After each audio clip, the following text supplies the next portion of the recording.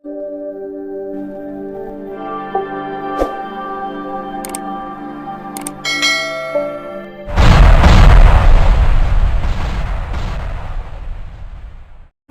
علیکم ورحمۃ اللہ وبرکاتہ۔ گرامی قدر سامعین، امید ہے مزاج بخیر ہوں گے۔ عزیزان من، آج جو موضوع میں آپ حضرات کے سامنے لے کر آیا ہوں وہ انتہائی اہمیت کا حامل ہے۔ پیارے دوستو، آج ہمارے معاشرے کے اندر دوسروں کے عیب نکالنا یہ سب سے بڑا اور محبوب مشغلہ پیشہ سمجھا جاتا ہے۔ اپنے اعمال کی کوئی بھی فکر کرتا نہیں، دوسروں کے عیب، دوسروں کی برائیاں اور دوسروں کے گناہ دیکھنا فخر سمجھتا ہے، اور بجائے اس کے کہ اس پر پردہ پوشی کرے، اسے پیار سے جا کر سمجھا دے، یا تو ایسا ہوگا چیخنا چلانا شروع کر دے گا، یا پھر ایسا ہوگا کہ پورے معاشرے کے اندر اس کا ڈھنڈورا پیٹے گا۔ بالخصوص اگر مسجدوں میں جائیں تو پھر یہ عیب بینی اس انداز سے آگے بڑھ جاتی ہے کہ وہاں پر یہ عیب بینی کرنا فخر سمجھا جاتا ہے۔ ایک چھوٹے سے واقعے سے یہ میں بات سمجھانے لگا ہوں کہ ایک بچہ اپنے باپ سے کہتا ہے کہ ابا، آج کے بعد میں مسجد میں نہیں جاؤں گا، آج کے بعد میں مسجد میں نماز پڑھنے نہیں جاؤں گا۔ والد محترم نے پوچھا، بیٹا کیوں نہیں جاؤ گے؟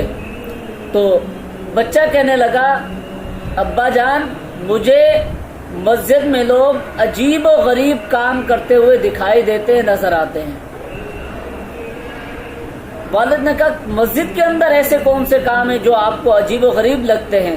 تو بچہ کہنے لگا، کچھ لوگ ایسے ہیں جو نماز کے دوران موبائل پر مصروف رہتے ہیں، کچھ آپس میں باتیں کرتے رہتے ہیں، اور کچھ لوگ غلط طریقے سے نماز پڑھتے ہیں اور ان کا انداز منافقانہ ہوتا ہے۔ والد محترم نے خاموشی سے بچے کی بات سنی اور کہا، ٹھیک ہے، لیکن کیا تم حتمی فیصلے سے پہلے میرا ایک کام کر سکتے ہو؟ بچے نے کہا، ابا جان کیوں نہیں، آپ بتائیں میں یہ کام کیوں نہیں کروں گا؟ باپ نے کہا کہ جاؤ گلاس لے کر آؤ۔ بچہ کانچ کا گلاس لایا، باپ نے وہ گلاس پانی کا بھر کر بچے کو دیا اور کہا، جاؤ مسجد میں لے جاؤ اور مسجد کے آس پاس چاروں طرف اس انداز سے چکر آپ نے لگانا ہے کہ ایک قطرہ بھی پانی کا گلاس میں سے نہ چھلکے، گلاس میں سے گرے نہیں۔ بچہ گیا اور بچاتے پانی کو نیچے گرانے سے بچاتے ہوئے کہ میں یہ کام کر کے ابا جان کے پاس جاؤں اور اس آزمائش میں کامیاب ہو کر اور گھر پہ عبادت کروں۔ بچہ مہارت کے ساتھ وہ کام کر کے واپس آ گیا۔ اب دیکھیں تربیت کیسے ہوتی ہے۔ ہم بھی تربیت کرتے ہیں اور وہ باپ بھی اپنے اولاد کی تربیت کر رہا ہے۔ والد محترم نے بچے سے کچھ سوالات پوچھے۔ نمبر 1، کیا تم نے مسجد میں کسی کو موبائل فون استعمال کرتے ہوئے دیکھا؟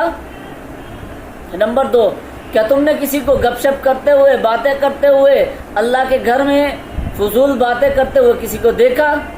نمبر 3، تم نے کسی کو کوئی غلط حرکت کرتے ہوئے دیکھا؟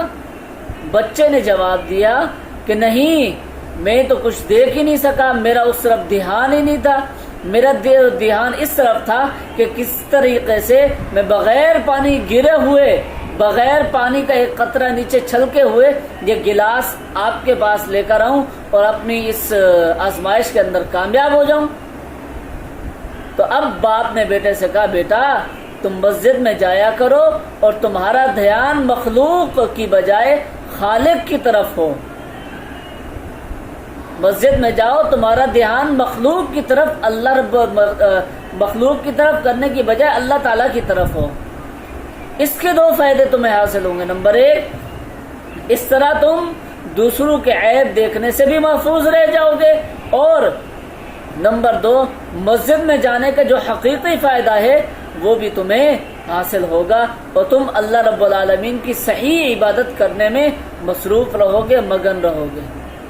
تو گرامی قدر سامعین، یہ واقعہ مجھ سمیت تمام احباب کے لیے جو صاحب اولاد ہیں تربیت کے اعتبار سے بھی ایک سبق، اور اس کے ساتھ ساتھ جو لوگ مسجدوں میں جاتے ہیں اور لوگوں کے عیب بینی کرتے ہیں ان کے لیے بھی یہ لمحہ فکریہ ہے کہ ہم کس انداز سے عبادت کرتے ہیں، آیا ہمارے عبادت قبول ہوئی ہے یا نہیں۔